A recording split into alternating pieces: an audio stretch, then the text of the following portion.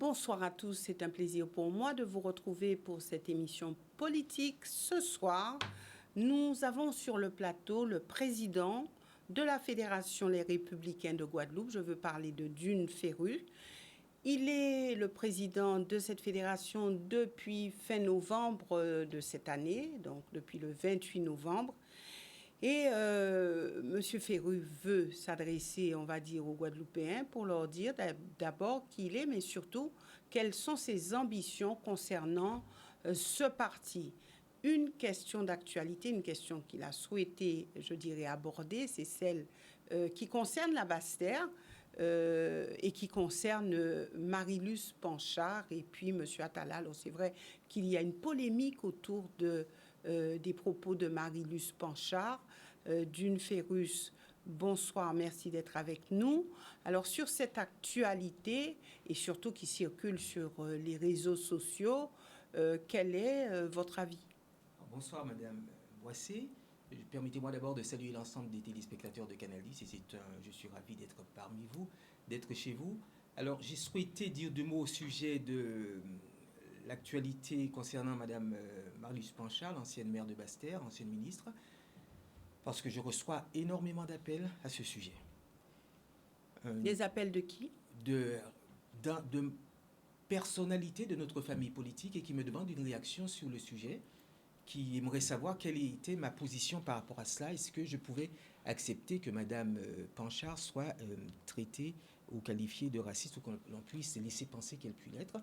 Je voudrais simplement rassurer les uns et les autres, les Guadeloupéens de manière générale, mais en particulier ceux de notre famille politique. En effet, je considère, et nous savons tous, que Marilus Panchard est une figure marquante de notre famille politique. Cela explique peut-être la teneur de l'ampleur de cette polémique. Ce communiqué m'a un petit peu perturbé dans la mesure où je me suis posé la question, mais on parle quand même d'une personnalité qui a été ministre de la République, ministre du gouvernement Fillon, sous Nicolas Sarkozy. Chacun connaît Marilus Panchard en Guadeloupe. Et penser à l'occasion de propos tenus dans un conseil municipal sur un immeuble qui a été vendu, en déduire qu'il y a là des propos racistes, et j'ai trouvé cela un peu, à la limite, je dirais, irresponsable d'orienter le débat sur ce terrain-là. Donc j'aimerais tout simplement, en toute simplicité, en toute modestie, adresser ma sympathie à Mme Panchard et rassurer tous ses sympathisants sur ce que moi-même je pense par rapport à ça. Il est hors de moi l'idée de penser que Mme Panchard puisse avoir quelques réactions épidermiques vis-à-vis de l'un ou de l'autre. Dune Ferru, mais vous avez une personne qui vous est chère, qui est aux côtés d'André Attala, adjointe au maire. Je veux parler de Mme Sonia Petro, qui était avant vous présidente des LR. Alors, que dit-elle de cela puisqu'elle est aux côtés de M. Attala? Alors, je ne sais pas, aujourd'hui, je ne saurais pas vous dire si elle est aux côtés de M. Attala, puisque je ne suis pas vraiment au fait de la composition de la municipalité de Basse-Terre, ni du conseil municipal de Basse-Terre. Donc après, mais elle est adjointe au maire, elle a milité avec M. Attala. Oui, elle était candidate, oui. Elle a fait une liste de fusion, oui, c'est de notoriété publique, oui. Elle est ou elle était adjointe au maire, je ne sais pas, de M. Attala. Je n'ai pas eu Mme Petro au téléphone sur le sujet, on n'a pas échangé sur cette question, donc je pense qu'elle connaît très bien aussi Marilus Panchard. On connaît les relations qu'il y a eu entre ces deux femmes. Les difficultés que les personnalités ont pu avoir entre elles, j'imagine qu'elle-même doit savoir que faire un procès en racisme ou à Mme Panchard est quelque chose d'exagéré, je pense. Je pense qu'elle doit le savoir, oui. Elle est toujours au LR, dites-moi. Elle est membre du LR, elle était présidente jusqu'à il n'y a pas un mois, donc membre du LR. Je l'ai eu au téléphone, on a communiqué après mon élection, donc elle est membre du LR. Il n'y aurait pas de raison qu'elle ne le soit pas, ou qu'elle ne le soit plus. Alors c'est vrai que les Guadeloupéens veulent vous entendre parce que, bien sûr, vous dites que vous voulez restructurer ce parti, vous voulez avancer avec ce parti, donc les Guadeloupéens s'interrogent, se posent des questions et je suis ici pour essayer de les éclairer. Vous dites Mme Petro est OLR, pourtant on sait qu'elle a milité pour plusieurs hommes de gauche sur différentes élections, donc vous dites elle est OLR, elle n'est pas vraiment à gauche, elle n'est pas... Comment le parti se porte? Alors, je ne dis pas qu'elle n'est pas vraiment à gauche. N'ai pas exprimé de...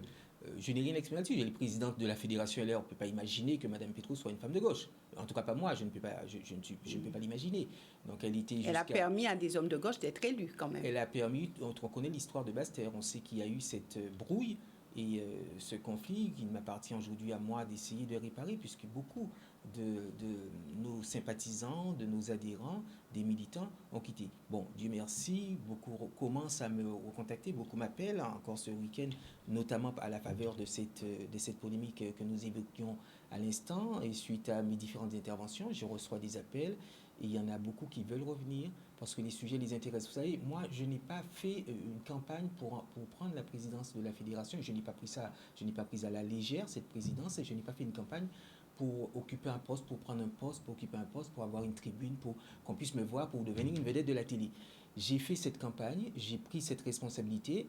Vos confrères me l'ont rappelé le long de mon chemin de croix, des interviews, que vous êtes un petit parti avec très peu d'adhérents. Combien d'adhérents, en fait? Alors aujourd'hui, nous sommes aux alentours de 160, peut-être 170 cette semaine. Ça augmente au fur et à mesure puisque nous avons des adhérents qui rentrent au fil de l'eau. Nous avons enregistré, au cours de cette campagne, nous avons enregistré un nombre de promesses d'adhérents assez important. Je crois qu'à la fin du mois de ce mois-ci, nous serons autour de 300, ce qui est un chiffre assez flatteur au regard des chiffres que j'ai d'autres fédérations, peut-être même de mouvements politiques. Alors, est-ce que vous avez, on va dire, suffisamment de ressources pour restructurer ce parti? On va dire que c'est pas une tâche qui sera facile. Et vous avez dit tout à l'heure que vous allez quand même ramasser, entre guillemets, je le dis à ma façon, les morceaux qui ont été cassés pour restructurer, pour repartir sur de nouvelles bases. Alors, est-ce que selon vous, il faut tout d'abord éclaircir une situation au niveau des LR? Alors, ce qu'il faut comprendre... Pour repartir sur d'autres bases. Oui, alors ce qu'il faut comprendre, Madame Boissier, c'est que je suis récent en politique. Dans la politique active, j'ai été candidat à 2020, à l'occasion des élections municipales, et j'arrive sur la scène politique. Mais j'ai longtemps observé la vie politique et je sais qu'après toute grande défaite électorale, le mouvement politique qui a perdu connaît une forme de débâcle. Nous, depuis 2004, nous n'avons pas réussi à remonter la pente, nous n'avons pas réussi à nous restructurer. Pourquoi? Pour diverses raisons, parce que, vous savez, c'est un peu comme un jeu de quilles. Dès qu'il y en a un qui se lève, il faut le faire tomber. Donc, quand on joue à cela, bien, on n'arrive pas à s'en sortir et on n'arrive pas à relever le mouvement. Aujourd'hui, il m'appartient à moi, aujourd'hui, de ramasser, je n'ai pas dit ramasser les morceaux, mais enfin de réparer l'appareil. Je préfère cette expression de réparer l'appareil, parce qu'on parle souvent d'appareil politique. On dit il a pris le contrôle de l'appareil. Oui, j'en ai pris le contrôle, mais il s'agit aujourd'hui pour moi de réparer cet appareil. Mais vous dites, dès qu'il y en a un qui se met debout et qui sort la tête, on veut le casser, on veut qu'il tombe. Alors, est-ce que vous ne craignez pas, vous, de tomber aussi et assez rapidement, comme d'autres? Alors, qu'est-ce qui fait de vous un individu différent, un individu qu'on ne pourra pas casser? J'arrive avec une détermination, j'arrive dans un état, avec un mouvement, dans une difficulté extrêmement grave, extrêmement compliquée. Et en avançant dans cette campagne, j'ai expliqué aux adhérents que j'ai rencontrés, puisque je ne me suis pas présenté comme ça. Vous le rappeliez, on me le rappelle chaque jour, vous étiez un quasi inconnu avant ces élections, et vous vous êtes présenté, vous arrivez à gagner. Je n'aurais jamais gagné ces élections si je n'étais pas allé au-devant des sympathisants de notre mouvement, de ceux qui ont des affinités, qui partagent nos affinités, et si je n'avais pas mené une campagne sur la base d'idées très claires, sur la base d'idées qui font que nous sommes ce que nous sommes, je n'aurais jamais gagné ces élections. Ce sont ces personnes-là qui ont adhéré à ce que nous avons expliqué, ce que nous avons mis sur la table, qui m'ont porté à la tête de ce mouvement. À partir de là, ils me donnent un mandat. Ce mandat-là, c'est de réparer notre appareil, c'est de continuer à le faire grandir, de préparer les échéances et réparer finalement notre démocratie. Parce que ça n'est jamais sain dans une démocratie qu'un seul mouvement, qu'un seul courant d'idées soit représenté. Il n'y a pas d'émulation, on connaît très bien le résultat, il n'y a pas d'émulation, on ne fait pas d'efforts, et puis finalement, c'est l'affairisme qui prend le pas, et c'est la porte ouverte aux grands. Vous voulez réparer avec qui? Puisqu'aujourd'hui, il n'y a pas d'élu, vous n'avez pas d'élu LR. Donc, je le savais avant de me lancer dans cette aventure. Qui peut vous soutenir? Alors, oui, d'accord. Je savais avant de me lancer dans cette aventure qu'il n'y avait pas d'élu au sein du mouvement. Je savais avant de me lancer dans cette aventure qu'il n'y avait pas beaucoup d'adhérents. Est-ce que je pouvais agir sur le nombre d'élus aujourd'hui? Non. Est-ce que je pouvais agir sur le nombre d'adhérents tout de suite? J'ai été nommé chargé de mission à l'initiative de Sonia Petro sous la mandature précédente, oui, à la fin de l'année 2021. Ce mandat, cette fonction m'a permis d'ouvrir une campagne d'adhésion. Dans ce cadre-là, j'ai lancé une campagne, parce que c'était le préalable au travail que je voulais, que j'entendais entamer, et que nous entamons et que nous poursuivons avec nos amis au sein de la fédération. Mais est-ce qu'elle vous a soutenu pour que vous soyez élu? Je l'ai eu au mois de juin, au mois de juin. Nous en avons parlé. Je lui ai fait part de mon inquiétude par rapport à la fédération. Je vous dis, je ne trahis pas de secret qu'elle ne m'a pas dit qu'elle ne me soutenait pas. Elle m'a même plutôt encouragé à me préparer. Est-ce qu'elle vous a soutenu réellement? En vérité, Madame Petro a ses activités, elle était présidente, j'imagine qu'elle devait garder une certaine neutralité et donc garder un petit peu de la hauteur par rapport aux élections. Donc, mais vous êtes son poulain, vous êtes son bébé, je vais dire. Je n'ai pas sollicité son soutien et je n'ai pas non plus voulu la mettre dans l'embarras, donc je l'ai laissé un petit peu à l'écart. Pourquoi elle est au LR? Vous êtes au LR? Je l'ai laissé un petit peu à l'écart de tout cela puisque je n'ai pas souhaité la mettre dans l'embarras. Vous savez, elle a été présidente de la fédération, présidente donc de tous les adhérents qui étaient en place. Peut-être certains auraient pas forcément nécessairement bien compris qu'elle en choisisse un. Donc ça, il y a beaucoup de considérations. Je suis de naturel plutôt prudent sur ce terrain-là. Donc j'ai pas voulu la mettre dans un embarras ni créer des problèmes avec mes autres compagnons. Donc j'ai préféré faire les choses comme un grand. Et je suis parti en campagne comme un grand garçon tout seul avec les amis qui avaient autour de moi. Vous avez dit, et je cite, « J'affiche ma volonté de promouvoir une droite aux idées claires ». Est-ce que ça veut dire qu'avant, la droite n'avait pas les idées claires? Non, alors encore une fois, je sens venir peut-être par rapport aux autres. Ce n'est pas dans ma nature de faire des attaques comme ça ad nominem et je ne vais pas commencer aujourd'hui. Ça ne veut pas dire que la droite n'avait pas les idées claires, ça veut simplement dire que nous rencontrons un certain nombre de difficultés en Guadeloupe.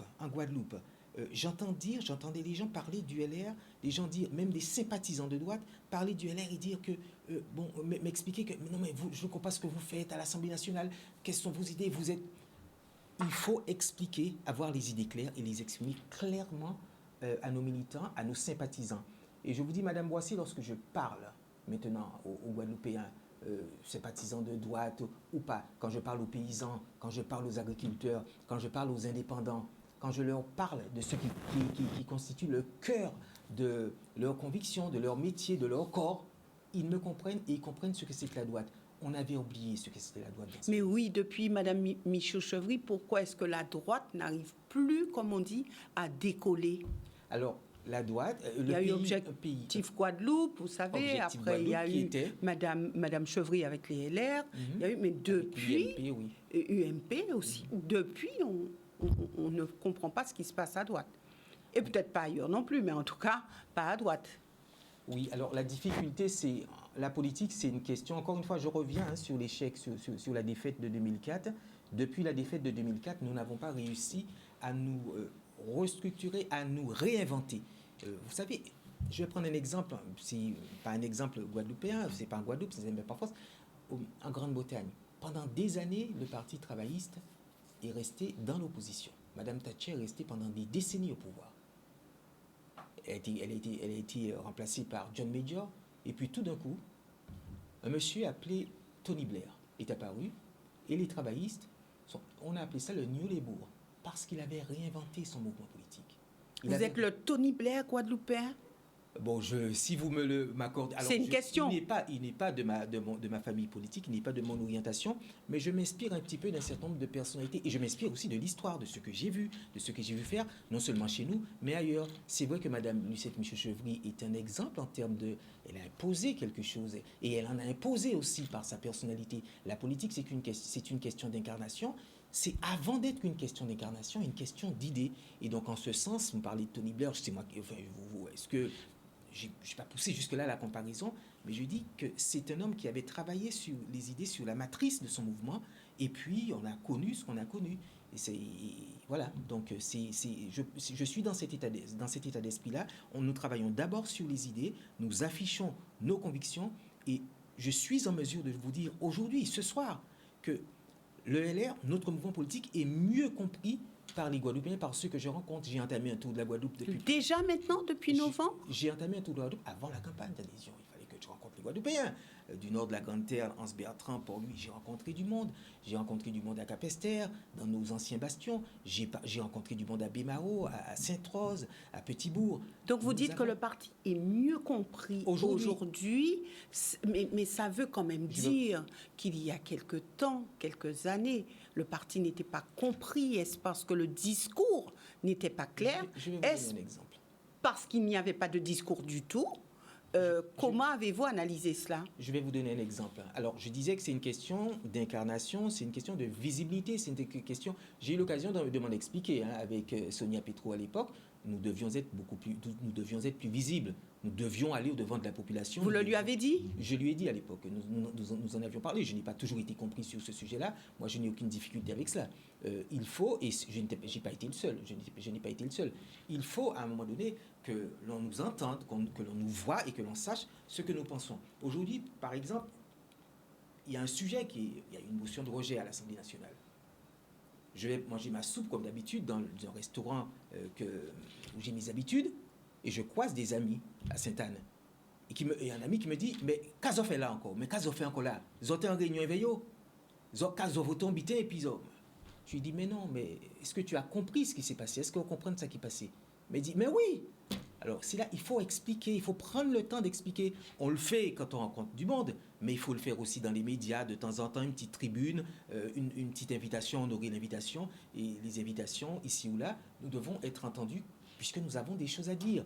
Regardez la question de l'immigration. J'ai eu une petite réunion hier soir sur ce sujet-là. Dans l'après-midi, j'ai eu une réunion sur le sujet, mais je me suis rendu compte que beaucoup de n'avaient pas compris. Le 7 décembre, et j'en ai parlé chez vos confrères, le 7 décembre, le Conseil d'État prend une ordonnance enjoignant le ministre de l'Intérieur d'organiser le retour sur le territoire hexagonal d'un dangereux ouzbek. Mais j'explique à mes amis hier après-midi que le Conseil d'État n'a pas pris cette décision-là en violation de la loi. Cette décision a été prise en conformité avec la Convention européenne des droits de l'homme. C'est la raison pour laquelle nous, les Républicains, nous avons fait une proposition de réforme constitutionnelle pour donner plus de latitude au gouvernement pour agir, pour récupérer une certaine partie de sa souveraineté, pour agir sur des questions qui posent problème, qui sont la source d'un certain nombre de souffrances chez nos compatriotes. Et ça vaut dans l'Hexagone, ça vaut aussi chez nous. Alors, vous avez parlé de tout cela, mais on dit que pour qu'un parti puisse être fort, pour qu'il puisse se faire entendre, il faut qu'il ait des moyens financiers. Alors, on connaît un petit peu dans les partis comment ça se passe, où il y a beaucoup de difficultés à ce niveau. Les adhérents ne sont pas toujours à jour de cotisation. Alors, comment pensez-vous faire? Est-ce que vous avez les reins solides, je dirais, financièrement? Alors, honnêtement, la question des finances, de la fédération, je ne peux pas vraiment encore vous en parler. Je prends mes fonctions, je ne sais pas comment ça fonctionne, quelle dotation. Vous ne savez pas combien vous avez? Je ne sais pas combien, je sais combien il y a en caisse, je ne vous le dirai pas. Mais il n'y en a pas beaucoup ou il y en a beaucoup? Juste ça, sans avancer de chiffres? On a de quoi finir l'année. Juste l'année, on est en décembre. On a de quoi finir l'année, préparer les vœux, on a de quoi faire. Oui, et donc préparer les cérémonies des vœux, etc. Donc on a de quoi faire, on a suffisamment d'argent pour mettre en place un certain nombre de choses. Donc, mais chaque année, nous devons avoir, là je vais préparer un budget pour l'année à venir, et nous allons travailler. Combien d'adhérents sont à jour de cotisation? Aujourd'hui, nous entre 160 et 170. À jour de cotisation? Je parle à jour de cotisation. Pardon, excusez-moi. À jour de cotisation, oui. Et donc, c'est en augmentation. Je suis assez tranquille de ce côté-là. Je m'en réjouis.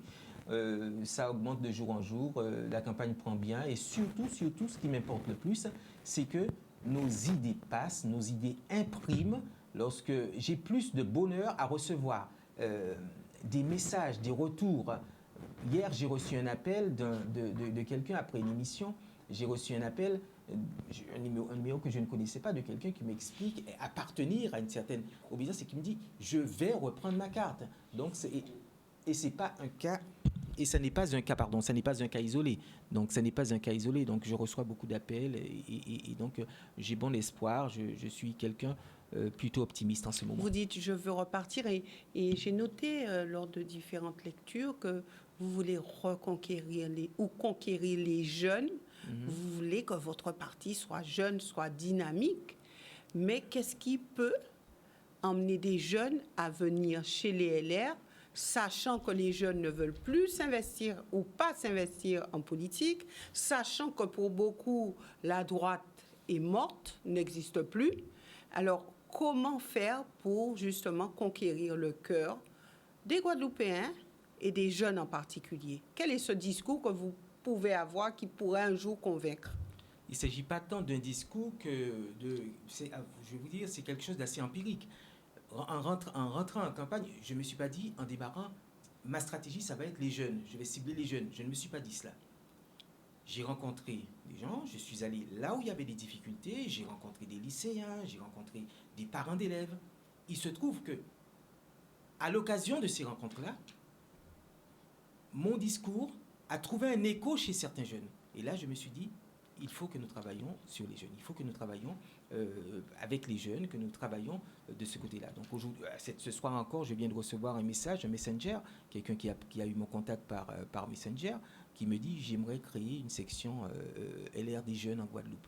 On se rend compte que on a motif d'espérer. Alors, quel est votre écho sur le plan national? Vous avez parlé d'écho chez les jeunes tout à l'heure. Vous voulez dire, comment a été accueillie mon élection? Ben, je pense que c'est le cas pour tous les présidents de fédération. J'ai reçu la lettre du président Ciotti qui m'a encouragé, qui m'a félicité. Mais il y avait des éléments assez personnels sur la campagne et sur la mobilisation qui a été, il m'a dit qu'il avait été touché par la mobilisation dont nous avons pu faire preuve et la forte mobilisation à l'occasion de cette élection, de ces élections. Et qu'attend-il de vous? Que nous travaillions ensemble et que nous préparions les succès de demain. Ce sont ces mots. Les européennes? Pour les européennes, nous travaillerons ensemble et nous préparons les succès de demain pour les européennes. D'accord. Est-ce que vous avez l'intention de positionner quelqu'un en Guadeloupe? C'est une discussion qu'on aura probablement. Moi, je n'ai pas encore eu de discussion sur ce sujet-là. Bon, enfin, je pense que ça ne serait pas une mauvaise chose, mais... Vous, par exemple? Je n'y pense pas. Très honnêtement, je n'y pense pas. Je n'y ai pas pensé pour moi-même. J'ai beaucoup de choses à faire ici avec la fédération. Si ça devait être le cas, ce serait vraiment par devoir. Honnêtement, je n'y pense pas vraiment pour moi-même. Hein. Et vous avez en vue quelqu'un déjà? Je n'y ai pas pensé non plus. On verra le moment venu. Si la discussion s'ouvre, qu'il y a une place, évidemment, nous avons des personnalités au sein du mouvement. Et puis, comme la question ne se pose pas pour le moment, me concernant, je ne peux pas donner une réponse, mais aujourd'hui, je suis focus sur la fédération, sur le travail que nous avons à faire. Je préfère voir les choses sur le long terme et réparer vraiment cet outil. Quelles sont les personnalités aujourd'hui qui vous soutiennent, sur lesquelles vous pouvez compter? Vous voulez sans doute parler des personnalités les anciennes figures politiques ou autres, les anciennes grandes figures du oui. mouvement. Ben, nous démarrons quasiment seuls. Enfin, moi, les personnalités qui me soutiennent aujourd'hui, ce sont mes délégués de circonscription qui sont autour de moi. Et naturellement, alors, ça ne veut pas dire que les autres nous ont rejetés ou quoi que ce soit. Je n'ai pas encore J'ai reçu des messages de félicitations, naturellement, d'un certain nombre de personnes. Et il y a des choses qui commencent à se mettre en place. Il y a des personnalités avec qui je suis en contact, à qui je demande audience parfois, et avec qui j'échange, naturellement. Mais je ne peux pas parler de soutien ou de figure tutélaire pour le moment.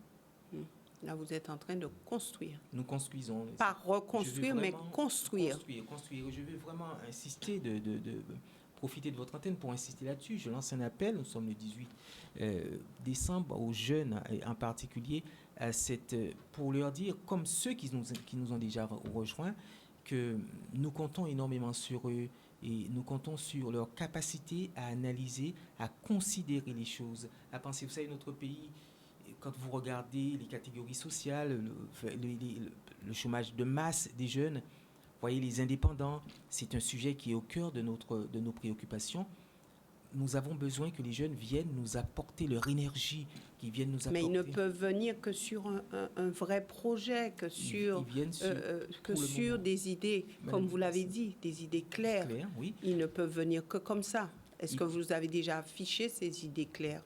Nous avons pendant la campagne, tout le long de ma campagne, de cette campagne d'adhésion, puisque je préfère parler de campagne d'adhésion, puisque je n'ai pas mené une campagne contre ou pour, j'ai mené une campagne d'adhésion pour attirer, puisque se faire élire avec 20 adhérents, je veux dire, ça n'aurait pas de sens. J'ai voulu gagner avec des adhérents, avec un certain... Combien vous avez gagné? Donc, combien? nous avions 140 adhérents, pas 140 adhérents en tout, mais 140 qui pouvaient prendre part au vote, puisque les autres, il y avait des difficultés techniques ou des difficultés où ils avaient pris leur adhésion peut-être 2 ou 3 heures trop tard, puisqu'il y avait une deadline pour les adhésions. Et vous avez remporté avec 82,95%? Oui, 82, 95, je crois, c'est bien ça. Ouais. 82, 85 ou 95, 95, d'accord, ok, très bien.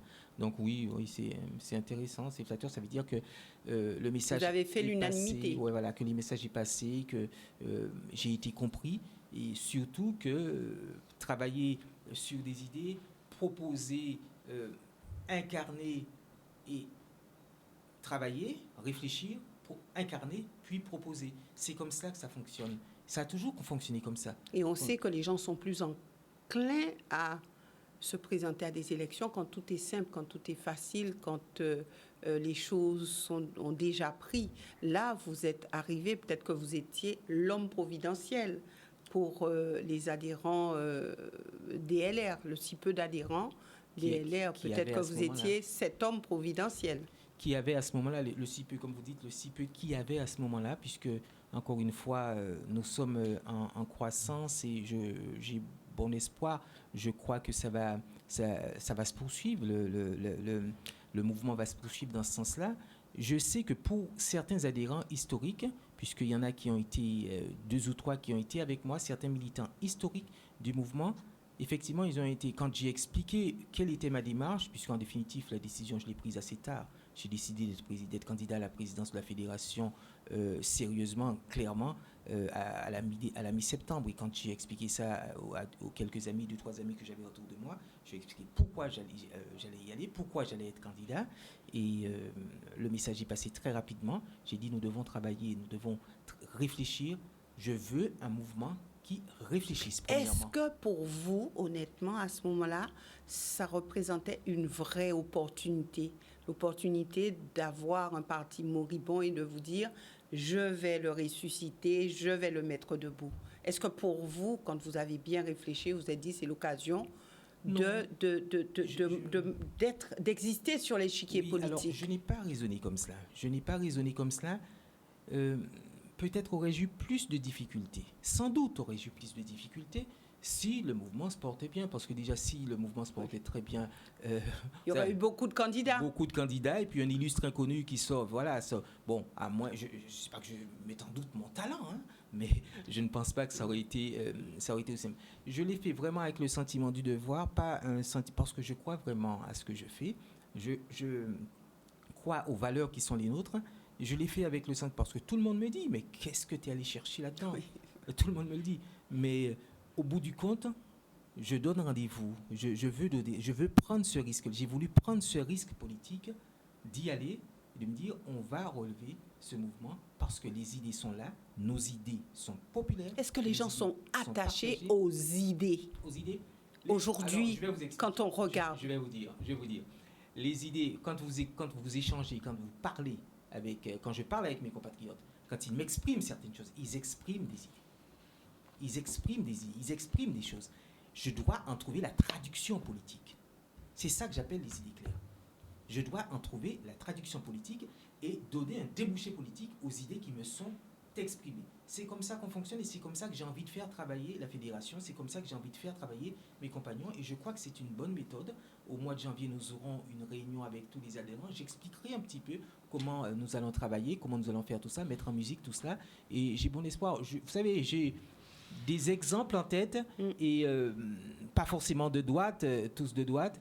Et je crois avoir les idées claires, savoir ce que j'ai vraiment envie de faire et je pense que le succès sera au bout. Que faut-il vous souhaiter ce soir? Nous sommes arrivés au terme de cette émission.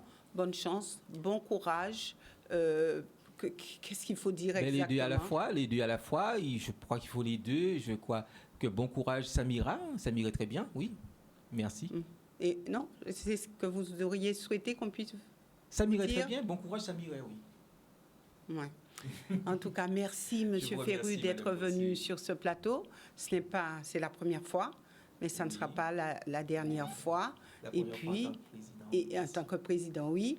Et bon, on verra bien si vous avez eu suffisamment de soutien et si vous avez eu suffisamment de force, de courage pour arriver au bout de cette volonté que vous avez affichée.